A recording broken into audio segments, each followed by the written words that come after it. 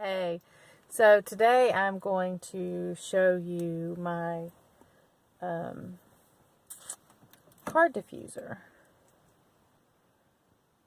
How cute that is. Cute. And you just open it up. It has a little felt pad in it. It's really hard to do this one-handed, y'all. There you go. So,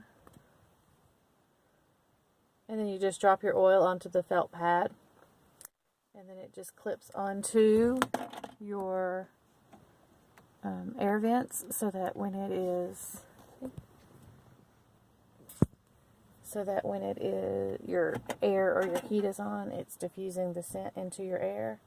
And since it is Christmas and we are jamming to some Christmas tunes on our way home from Grandma's house, we're going to go over the mountain through the woods to Grandma's house. Well, back home we go.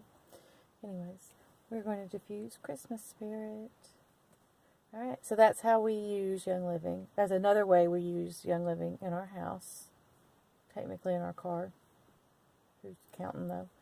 Every day. We'll talk to y'all soon. Bye.